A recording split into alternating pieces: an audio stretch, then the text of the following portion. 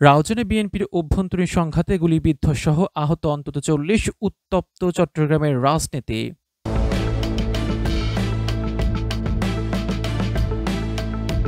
চট্টগ্রামের রাউজানে বিএনপির অভ্যন্তরীণ কোন্দল এখন যেন রাজনৈতিক সহিংসতার রূপ নিয়েছে। মঙ্গলবার বিকেলে রাউজানের সত্তারঘাট এলাকায় সংঘর্ষে গুলিবিদ্ধসহ অন্তত ৪০ জন আহত হয়েছেন। হামলার শিকার হয়েছেন দলের কেন্দ্রীয় নেতা গোলাম আকবর খন্দকার নিজেও। অগ্নিসংযোগ, গাড়ি ভাঙচুর এবং রাস্তা অবরোধ সব মিলিয়ে গোটা এলাকা কয়েক ঘন্টার জন্য আতঙ্কগ্রস্ত হয়ে পড়ে। এই সহিংস ঘটনার পেছনে রয়েছে দীর্ঘদিনের রাজনৈতিক দ্বন্দ্ব ও নেতৃত্ব নিয়ে টানাপোড়েন। বিএনপির কেন্দ্রীয় উপদেষ্টা ও চট্টগ্রাম উত্তর জেলার আহ্বায়ক গোলাম আকবর খন্দকার মঙ্গলবার বিকেলে নেতাকর্মীদের সঙ্গে নিয়ে যান রাউজানের সুলতানপুরে উপজেলা বিএনপির প্রয়াত সভাপতি মহিউদ্দিন আহমেদের কবর জিয়ারতে। অন্যদিকে গিয়াসউদ্দিন কাদের চৌধুরীর অনুসারীরা একই সময়ে আয়োজন করছিলেন ৯ আগস্টের সমাবেশ সামনে রেখে একটি মোটরসাইকেল শোভাযাত্রার।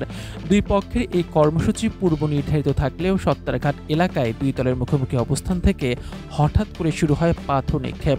প্রথমে গিয়াসউদ্দিন কাদের চৌধুরী অনুসারীরা আকবর খন্দকারের গাড়িবহরে পাথর নিক্ষেপ শুরু করে। পাল্টা প্রতিরোধে আকবরের লোকজনও পাথর ছোড়ে। এক পর্যায়ে গোলাম আকবরের পাজেরো গাড়িতে হামলা চালানো হয়। গাড়ির কাঁচ ভেঙে যায়, গুলিবিদ্ধ হয়ে রক্তাক্ত অবস্থায় গাড়ি থেকে নামেন তিনি। এদিকে প্রত্যক্ষদর্শীরা জানিয়েছেন কয়েকটি মোটরসাইকেলে আগুন দেয়া হয়। রাস্তার উপর ইট পাথরের স্তূপ পড়ে থাকে ঘন্টার পর ঘন্টা। গোলাম আকবরের গাড়ির সামনের এবং পেছনের কাঁচ ভাঙ্গা অবস্থায় পড়ে থাকতে দেখা গেছে। গোলাম আকবর খন্দকার ছাড়াও আহত হয়েছেন তার অনুসারী আনোয়ার হোসেন, অর্জুন কুমার নাথ, নাসিম উদ্দিন, আশিকুর রহমান, আওরঙ্গজেব, সম্রাট সহ অন্তত ২০ জন। অন্যদিকে গিয়াসউদ্দিন কাদের গ্রুপের মধ্যে আহত হয়েছেন হেলাল, রেওয়াজ, রিয়াদ, শাহাদত, রিপন সহ প্রায় ২০ জন।